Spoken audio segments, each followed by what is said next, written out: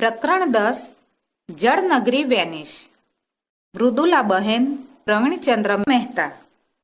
જન્મ 25/12/1934, અવસાન 11/8/1987.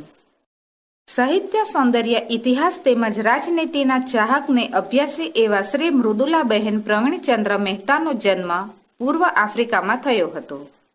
તેમના પિતા શિક્ષક હતા. શિક્ષણ અંગ્રેજી માધ્યમમાં મેળવ્યું. સિનિયર કેમ્બ્રિજ સુધી નૈરોબીમાં અભ્યાસ કર્યો. 1955માં ભારત આવ્યા. ગાંધી વિચારને સમર્પિત જીવન. રવિશંકર મહારાજ અને પંડિત સુખલાલજીના સંપર્કમાં રહ્યા. લોકભારતી ગ્રામ વિદ્યાપીઠમાં ઉચ્ચ શિક્ષણ મેળવ્યું. ગ્રામ દક્ષિણામૂર્તિ મણારમાં લોકશાળાના આચાર્યપતિ પ્રવીણભાઈ મહેતા સાથે 24 વર્ષ સુધી શિક્ષક અને ગૃહમાતા તરીકે કામ કર્યું. દર્શકના સહવાસે એમની તેજસ્વી બુદ્ધિમત્તાને જ્ઞાન અને સૌંદર્ય દ્રષ્ટિનો પૂટ ચડાવ્યો. મૃદુલાબહેને પંડિત સુખલાલજી તથા રવિશંકર મહારાજના ચરિત્ર લેખો 2 પુણ્ય શ્લોક પુરુષો પુસ્તક રૂપે પ્રગટ કર્યા. જ્યોર્જ વોશિંગ્ટન કાર્વરની જીવનકથા દેવદૂત નામે ફેરફિલ્ડ ઓસ્બોર્નના ગ્રંથ અવર પ્લેડર્સ પ્લેનેટ નો આપણી લૂંટાતી ધરતી નામે અનુવાદ આપ્યા. બર્ટ્રાડ રસેલના વાર્તાલાપો D.S. શર્માના પુસ્તકનો હિન્દુ ધર્મની વિકાસ યાત્રાના નામે અનુવાદ પણ એમના નોંધપાત્ર પ્રકાશનો છે. અનુવાદમાં મૂળ વિચારને ગુજરાતીમાં પ્રવાહી, સરળ અને પ્રાસાદિક ગદ્યમાં ઉતાર્યા છે. ચેતો વિસ્તારની યાત્રા અને પત્રાતીર્થ પુસ્તકોમાં તેમની ચેતના કેટલી વિશાળ હતી તે દર્શાવે છે. જિંદગી ટૂંકી પણ પુરુષાર્થ પૂરો એટલે ઉજળો હિસાબ તેમણે આપ્યો. પ્રસ્તુત પ્રવાસ નિબંધમાં વેનિસના ભૌગોલિક સ્થાન વિસ્તારનું રોચક વર્ણન તાજગી પ્રેરે તેવું છે. ત્યાંના સાયકલ, સ્કૂટર, મોટર જેવા સ્થળ વાહનોને સ્થાને સ્ટીમ લોન્ચ, મોટર બોટને સવિશેષ તો કલામય ગંડોલા, નાની જળહોડી જેવા જળ વાહનોની જ બોલબાલા લેખિકાને સ્પર્શી ગઈ છે.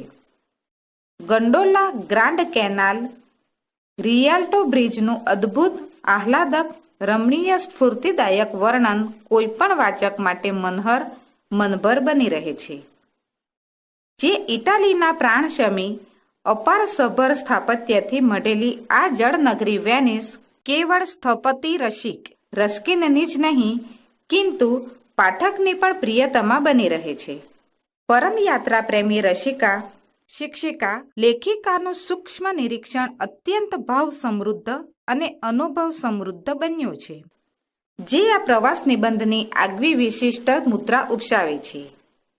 અંગ્રેજી ભાષા સાહિત્યની અપાર પ્રીતિએ લેખિકાનો યુરોપીય સ્થાપત્ય અને કલા સાહિત્યના અભ્યાસથી રસાયેલો જીવનરસ સર્વત્ર પમરાટ ફેલાવે છે, જેની સાહેદી ઓથેલોના વીર નાયક અમરપ્રેમીના ચોટડૂક નિરૂપણમાંથી પામી શકાય છે. પરભાષાના પ્રભાવમાં આવીને સ્વભાષાની ઘોર ખોદનારા એવા આપણા સૌ સાથે લેખિકાની અંગ્રેજી ભાભીના તાતાતીર જેવા આકરા અનુભૂત વેણને મૂલ્યની સાથે સાથે સમગ્ર યુરોપીય પ્રજામાનસની સ્વભાષા પ્રીતિની અચૂક નોંધ લેવી ઘટે તેમ છે. ઇટાલીનું અને કદાચ જગતનું અનુપમ લાવણ્યભર્યું શહેર તે વેનિસ. જગતમાં આવી જળનગરી ભાગ્યે જ હશે. વેનિસના નામ સાથે કવિવર શેક્સપિયરનું મર્ચન્ટ ઓફ વેનિસ તાદ્રશ્ય થાય. શાઇલોક, એન્ટોનિયો, બસાનિયોની રંગભૂમિના દર્શનની આતુરતા મનમાં જાગે. પાદુઆ પણ રસ્તામાં આવે અને પોર્શિયાના નમણા તેજસ્વી ચહેરાની યાદ આપતું જાય. The quality of mercy is not strained, it dropped as the gentle rain from heaven upon the place beneath it. Is twice blessed. It blessed him that gives and him that takes. મહાકવિ શેક્સપિયરની પોર્શિયાને મુખે બોલાયેલી આ અમર પંક્તિના પડઘા જાણે આપણા કાનને ભરી દે. Train આપણને સામે કાંઠે ઉતારે. Grand કેનાલમાં બીટ દ્વારા જ વેનિસ પર પગ મૂકી શકાય. મૂળ ભૂમિથી દૂર એડ્રિયાટિક સમુદ્રના 114 ટાપુઓ પર વસેલી આ નગરી અત્યંત મોહક છે. નાના નાના ટાપુઓ છે, તેથી એક સ્થળેથી બીજે સ્થળે જવા જળમાર્ગો જ છે. સાયકલ, સ્કૂટર, મોટર કશું જ વેનિસની ભૂમિને સ્પર્શે નહીં તેવો આશીર્વાદ છે. વાહનમાં ગંડોલા એકમાત્ર. ગંડોલા એટલે સાંકડી પણ સુંદર ઘાટની કલામય હોડીઓ. જો કે શ્રીનગરમાં દાલ સરોવરમાં ફરતી હોડીઓ વધારે સગવડવાળી અને કલામય હોય છે. ગ્રાન્ડ કેનાલમાં સ્ટીમ લોન્ચ, મોટરબોટ ચાલે, પણ અંદરના જળમાર્ગમાં તો માત્ર ગોંડોલા જ જઈ આવી શકે. તે ઠેર ઠેર મળે અને મોજીલા નાવિકો ગાતા હસાવતા મુસાફરી કરાવે. ઇટાલિયન મુસાફરો પણ સંગીતના શોખીન. ગાનારા નીકળે તેમ સરસ વાદ્યો વગાડનારા પણ નીકળે. નૈનીતાલમાં અમે સરોવરની સફરમાં એક બંગાળી કુટુંબને આ રીતે ગાતો ગજાવતો સાંભળ્યું હતું. અહીં અનેક ગંડોલામાં તે સંભળાય. ગંડોલાની મુસાફરી માટે સહેલાણીઓ પુષ્કળ દામ ખર્ચે. રાત્રે આ ગંડોલાના નાવિકો અંતરને ઓગાળી દેતું મધુર સંગીત રેલાવે, જાણે વૃંદાવનમાં વાગતી વેણુનો નાદ. આજે ચાંદની રાતે ટેકરી પર કે કોઈ વૃક્ષની ઘટામાંથી આવતા વાંસળીના સૂરો આપણા હૈયાને થનગનાવે છે, તેમ આ ગંડોલામાંથી આવતા સંગીતના સૂરો મદમસ્ત વેનિસ નગરીને ઘેરી વળે. રાત્રે વિવિધ રંગોની લાઇટોના પ્રકાશનું પ્રતિબિંબ ગ્રાન્ડ કેનાલને મુગ્ધ શીતળ શોભાથી ભરી દે. વેનિસને કેડે સોંપતી ઘૂંઘરિયાળા કંડોરા સમી આ કેનાલ રાત્રે આંખને આંજી દેતા રંગબેરંગી માણેકના 7 સરા હાર સમી દીપી ઉઠી. તેની આ શોભા સાથે રેલાતા નિજાનંદ મસ્ત સંગીતના શૂરો ઇન્દ્રલોકની યાદ અપાવી. પ્રભાતના સુવર્ણ કિરણો પણ વેનિસને અપૂર્વ શોભા આપે. ઘડીભર વેનિસ સુવર્ણ નગરી સમી ઝળહળી ઉઠી. ફરતા સમુદ્ર પર રેલાતો સૂર્યનો લખલખાટ, નાના મોટા મોજાઓ પરથી સરકતી હોડીઓ અને હવાની ગુલાબી તાજગી આપણા અંતર્મનને અદ્ભુત આનંદથી ડોલાવી દે. ગાઢ વૃક્ષો પર સૂર્યપ્રકાશની રોશની લીલા પર્ણો પર વરસેલી સુવર્ણ રથ સમી લાગે. દૂર દૂર આવેલા બેટો પર સહેલાણીઓનો પ્રવાહ વહેતો હોય. અમે એક બેટ પર ગયેલા. ઊંઘતા સૂર્યપ્રકાશમાં સમુદ્ર પરની સફર એવી આહલાદક અને સ્ફૂર્તિદાયક હતી કે માર્કો પોલોનું સ્મરણ થયા વગર ન રહે. વેનિસના આ સમુદ્રમાં જ જાણે જગત પ્રવાસનું આહ્વાન સતત સંભળાય છે. સ્થળ અને જળમાર્ગોની જેટલી રોચકતા છે તેટલી જ રોચકતા વેનિસના સ્થાપત્યની છે. આખું વેનિસ સ્થાપત્ય કલાના અત્યંત સુંદર અને અદ્ભુત નમૂનાથી ભરપૂર છે. એક જુઓ અને એક ભૂલો. એટલે જ રસ્કિન જેવા સ્થાપત્ય કલાના ચાહક નિષ્ણાંતે ત્યાં વર્ષો ગાળી વેનિસની આ કળા પર અભ્યાસપૂર્ણ ગ્રંથ લખ્યો છે. આપણે રસ્કિનને અન્ટુ ધીસ લાસ્ટ થી વધારે ઓળખીએ છીએ. યુરોપ અને સ્થાપત્ય કલાના સ્વામી તરીકે વિશેષ ઓળખે છે. જગતને ભૂલી ગયો હોય તેમ રસ્કિને વર્ષો વેનિસની સ્થાપત્ય કલા પાછળ ગાળેલા, તેથી વેનિસ તેની પ્રિયતમા છે તેમ મજાક થતી.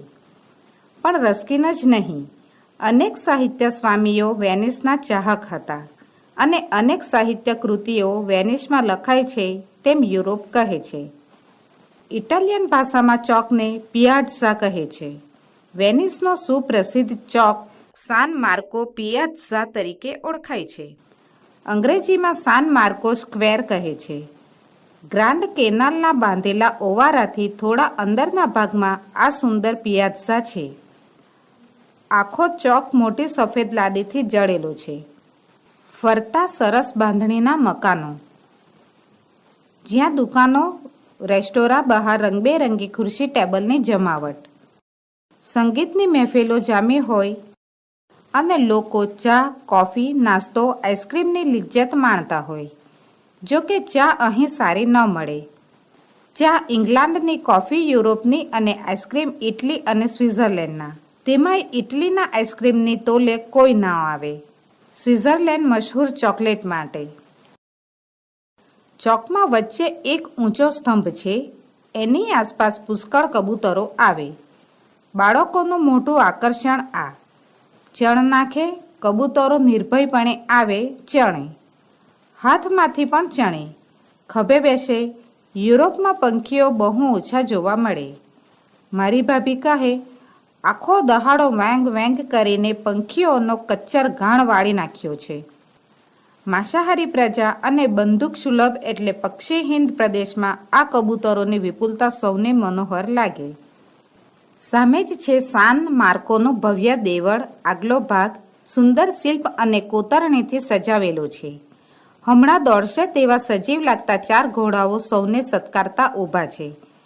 મધ્યમાં 4 અર્ધગોળાકારમાં સરસ મોઝેઇક ચિત્રો છે, જે સૂર્યપ્રકાશમાં તેના સોનેરી રંગને લીધે દેદીપ્યમાન લાગે છે. અંદર તો આશ્ચર્યમુગ્ધ થઈ જઈએ છીએ. આખી ઉપલી છતથી અડધી દિવાલ સોનેરી મોઝેઇકથી જડી છે અને વચ્ચે વચ્ચે પુષ્કળ ભાવવાહી ચિત્રો મોઝેઇકમાં જ ઉપસાવેલા છે. અદ્ભુત કલામંડિત આ છત કલાકો સુધી જોઈએ તો પણ જોવાઈ ન રહે તેટલી વિશાળ અને આકર્ષક છે. સરસ મીનાકારી ઘરેણા સમી આ છત શોભે છે. સાન માર્કોની બાજુમાં એક મકાન ઉપર મોટો તોતિંગ ઘંટ છે. પડખે 2 માનવ આકૃતિ છે જેને મૂર કહે છે. આ બંને મૂર દરેક કલાકે ઘંટરાવ કરે છે. બરાબર 7ને ટકોરે અમે તેમને 7 ટકોરા હથોડા વડે પાડતા જોયા. બહાર નીકળ્યા કે એક ભારતીય કુટુંબ દેખાયું. રાજી થઈ ગયા. તેમણે પણ રાજી થઈને હાથ મિલાવ્યા. કેરળના હતા. ગંડોલામાં દૂરથી એક ગુજરાતી કુટુંબે હાથ હલાવ્યા. કેમ છો? ફરવા આવ્યા? ભારતથી? તમે? ઘણી વખતે માતૃભાષાના આ શબ્દોની આપલે સાંભળી કેવો હર્ષ થયો તે શું કહેવું. પિયરનું કૂતરું મળે તોય રાજી થઈ જાય તે કહેવત સાંભળી ગઈ.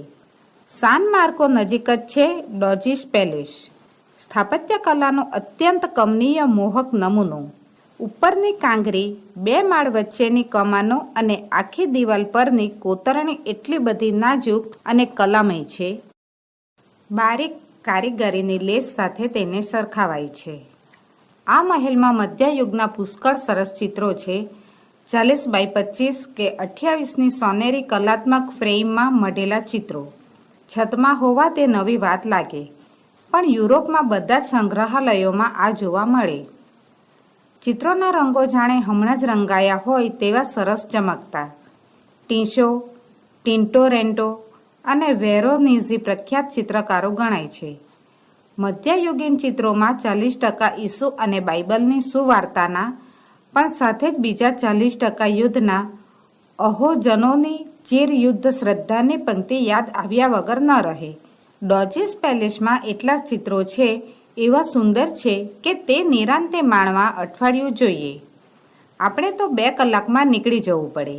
ચિત્રોને અને ચિત્રકારોને અન્યાય કરીએ છીએ તેમ થાય, પણ એક રાત રહેવાના, માત્ર સુવાના 300 રૂપિયા ખર્ચવા પડે ત્યાં વધારે રહેવું કેમ? ઇટાલી કલાભૂમિ છે. શિલ્પ, સ્થાપત્ય, સંગીત અને ચિત્રકામમાં તેની પાસે વિપુલ સંપત્તિ છે. વેનિસમાં ઠેક ઠેકાણે અમે ચિત્રકારો જોયા. પોર્ટ્રેઇટ પેઇન્ટિંગનો ભરપૂર શોખ. સામે બેસીને પોતાનો સ્કેચ દોરાવનારા ઘણા હતા. એક સુંદર લાવણ્યમયી યુવતીનો આવો સ્કેચ અડધા-પોણા કલાકમાં દોરાતો અમે જોયો. આ લાવણ્યમયી યુવતીને જોતા ડેસ્ડેમોનાનું સ્મરણ થયું. આમેય વેનિસ ડેસ્ડેમોના અને ઓથેલોની પ્રણયભૂમિ. મહાકવિ શેક્સપિયરની આ અમર શોકાંતિકાનો અંત સાયપ્રસમાં છે, પણ પ્રારંભ અને પ્રણયભૂમિ વેનિસ છે. અચાનક એકવાર મુંબઈમાં ઓથેલો ફિલ્મ જોવાની તક મળી ગઈ હતી. તેના ભાવવાહી દ્રશ્યો એક પછી એક મનઃચક્ષુ સમક્ષ ઉભરાવા લાગ્યા. શંકાનું વાદળ ઊભું કરતો ઇયાગો, તેના જેવું ક્રૂર ખલપાત્ર જગત સાહિત્યમાં કદાચ બીજું નહીં હોય. છેલ્લે રૂમાલની સાબિતી પર શંકા દ્રઢ થતાં ઓથેલોના પ્રણયભીના અંતરમાં તુમુલ ધમશાણ મચે છે, ત્યારે પ્રતિકરૂપે પ્રચંડ સમુદ્ર તાંડવ મૂકી ફિલ્મી કલાકારોએ અદ્ભુત સૂઝ દાખવી છે. તે દ્રશ્ય ભૂલ્યું ભૂલાય નહીં તેવું છે. ઓથેલો જેવો વીર થોડીક ગફલત અને થોડીક ઉતાવળમાં હરણી જેવી નિર્દોષ, પવિત્ર અને રૂપરૂપના અંબારસમી ડેસ્ડેમોનાની ક્રૂર હત્યા કરી બેસે છે. પણ છેવટ તેને આપણું અંતર માફ કરે છે, કારણ તેને સત્ય સમજાય છે ત્યારે તે ત્વરિત પોતાનું પણ બલિદાન આપે છે. ખંજર હુલાવી તે ડેસ્ડેમોનાની શબ પર જ ઢળી પડે છે ત્યારે ઓથેલો ક્રૂર હત્યારો મટી અમર પ્રેમી બની જાય છે. તે કરુણાંત કથાનું પરમ સાફલ્ય આપણા અંતરને હલાવી જાય છે. વેનિસની શેરીઓમાં શોક અને પશ્ચાતાપ ઘેરા ઓથેલોના અંતિમ શબ્દો જાણે પડઘાય છે. Of one that loved not wisely but too well, of one not easily jealous but being wrought, perplexed in the extreme, of one whose hand like the base Judean threw a pearl away. Threw a pearl away એ શબ્દો વાગોળતા અને ઓથેલોના નિઃશ્વાસ સાથે અમારો નિઃશ્વાસ ભેળવતા અમે રિયાલ્ટો bridge પહોંચ્યા. શેક્સપિયરે આનું વર્ણન કર્યું છે. આ પુલ પરથી ગ્રાન્ડ કેનાલ પરના બંને તરફના મકાનો સુંદર રીતે દેખાય છે. જુદી જુદી બાંધણીના રૂપાળા મકાનો છટાથી પાણીમાં ઊભા છે. સી એમની છટા.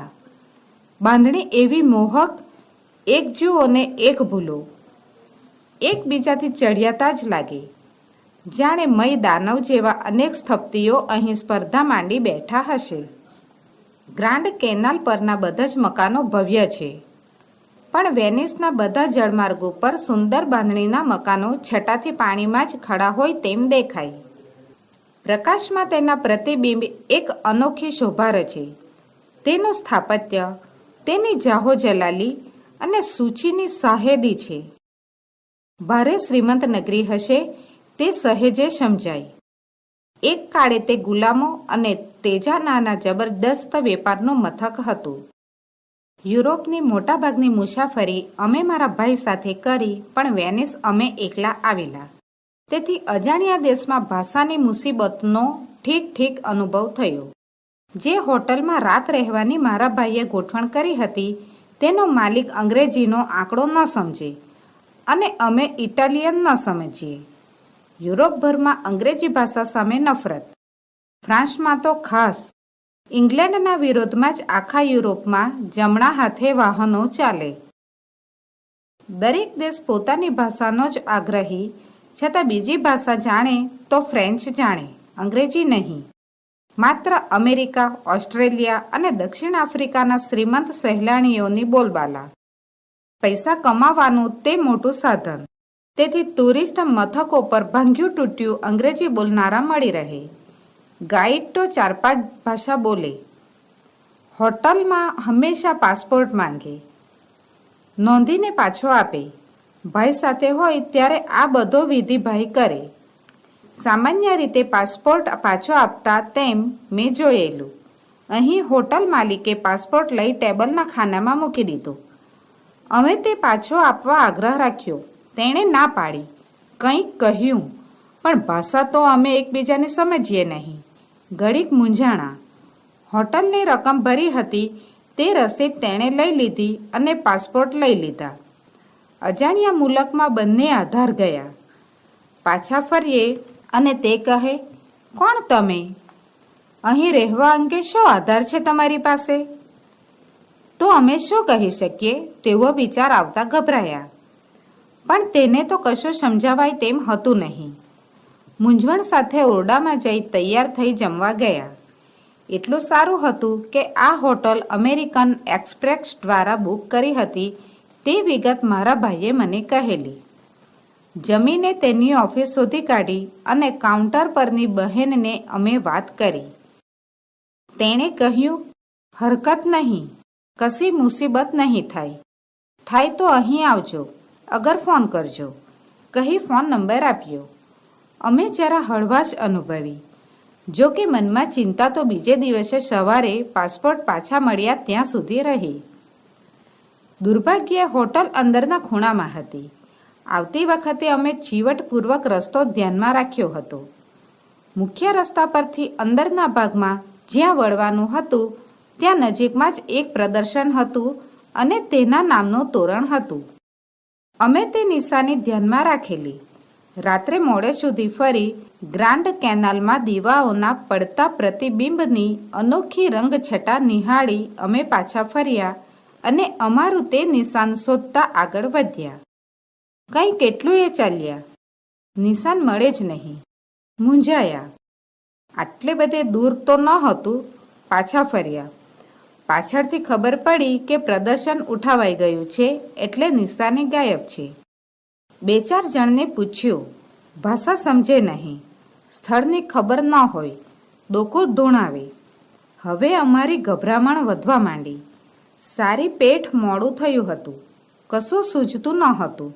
ખૂબ રખડ્યા, અનેકને વિનવ્યા, થાકીને લોથ થયા. છેવટે એક બહેને કેટલુંય વર્ણન કર્યું, પણ અમારે તો તુંબડીમાં કાંકરા. પછી વળી તેણે કાગળ પર લીટીઓ દોરી. અજાણ્યા મુસાફરો માટે આટલી તસદી લેનાર બહેનનું પ્રેમાળ મુખ સદા યાદ રહેશે. તેણે જે કંઈ દોરી બતાવ્યું તે પરથી અડધું સમજ્યા નીકળ્યા.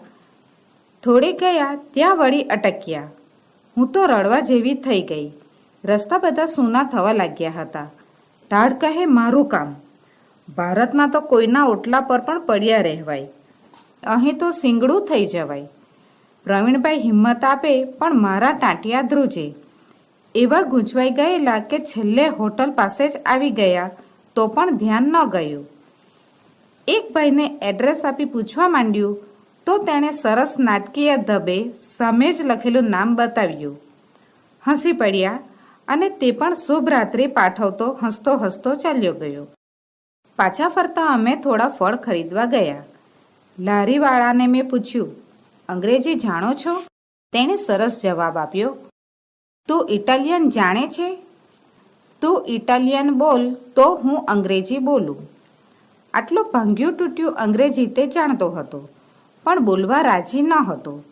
પોતાની માતૃભાષાનું તેને કેટલું ગૌરવ છે. આપણે તો મુંબઈ, દિલ્હી અને અમદાવાદ જેવા શહેરોમાં ગુજરાતી સાથે પણ અંગ્રેજીમાં વાત કરવામાં ગૌરવ માને. ગુજરાતી બોલનારા બોલતા બોલતા કેટલાય શબ્દો અંગ્રેજી બોલે તો જ સાચી અભિવ્યક્તિ થાય તેવું માને. યુરોપ જ નહીં, આફ્રિકામાં પણ અમને આવો જ અનુભવ થયેલો. સ્ટીમરમાંથી ઉતરીએ તે પહેલાં જ પાસપોર્ટ જોનાર અધિકારીએ કહ્યું, લે, તું તો કેન્યામાં જ જન્મી છે, તો તને સ્વાહિલી નથી આવડતું? મેં કહ્યું, આવડે છે ને, તો મારી સાથે અંગ્રેજીમાં કેમ બોલે છે? સ્વાહિલીમાં બોલ. આ તારા પતિને સ્વાહિલી શીખવ્યું કે નહીં? હું હસી. તેણે તરત જ પ્રવીણભાઈને કહ્યું, 2 શબ્દ અહીંથી જ શીખતા જાઓ. જાંબો એટલે કે નમસ્તે, અસાંડી શાના એટલે કે ઘણો આભાર. સ્વાહિલી માત્ર બોલલી હતી. તેને રોમન લિપિ આપી અંગ્રેજોએ ભાષા તરીકે વિકસાવી. જંગલી દશામાંથી હજી ઊંઘીને ઊભા થતા દેશને 500 વર્ષ પહેલાં જેને ભાષા જ ન હતી તેમને પણ પોતાની માતૃભાષાનું આટલું ગૌરવ હતું. મારી અંગ્રેજ ભાભી મણાર આવી ત્યારે 8મા ધોરણથી અંગ્રેજી ભણાવાય છે તે સાંભળી કહે, તમે છોકરાઓનો અમૂલ્ય સમય અંગ્રેજી ભાષા પાછળ શા માટે બગાડો છો? તે મને તો સમજાતું નથી. આ બધાને અંગ્રેજીની શી જરૂર છે? એક અંગ્રેજને પણ જે નિરર્થક લાગ્યું તે હવે 5મા ધોરણથી શરૂ કરવાનું છે. વેનિસથી મિલાન ટ્રેન રસ્તો 4 કલાકનો પણ અત્યંત મનોહર. ઇટાલી પહાડી પ્રદેશ છે. દૂર દૂર વનાંચલથી વિભૂષિત નાના મોટા ટેકરીઓના ડાયરા, વચમાં રત્નજડિત કંગન સમા સુશોભિત ગામડાની ઝલક. સડસડાટ દોડતી ટ્રેનની બંને પડખે ઝૂમતી હરિયાળી વાડીઓ, મદમસ્ત મયુરની લચીલી કળા સમૂહ પ્રકૃતિનું આ પ્રણય કાવ્ય આપણી આંખોનું અંજન બની બેસે. સોળે શણગાર સજી કોળીલી કન્યાઓ પૂજાનો થાળ લઈ નીકળી પડી હોય તેમ માઇલોના વિસ્તારમાં પથરાયેલા સફરજન, પીચ, નેક્ટરીન અને પેરના ઝુંડ આવ્યા કરે. લાલ પીળા ફળ પરની રતુંબડી જ્યાંય આથમતા સૂર્યના સોનેરી છંટકાવથી એવી દીપી ઉઠે. દ્રાક્ષની લીલી કુંજારવાડીઓમાં લાલ, લીલી, જાંબલી, અંગુરના ઝુમખે ઝુમખા, જાણે માણેક નીલમનો નવલખો હાર. રાજનંદનીના શણગારને શરમાવે તેવો પ્રકૃતિનો આ શણગાર. સચરાચર સૃષ્ટિ જાણે ભાવ વિભોર થઈ નાચી ઉઠી હોય તેવું લાગે. વેનિસનું સૌંદર્ય ચડે કે આ સૃષ્ટિ સૌંદર્ય? પ્રશ્નનો કોઈ ઉકેલ મળે તે પહેલાં મિલાનના સ્ટેશન પર ગાડી આવી ઊભી.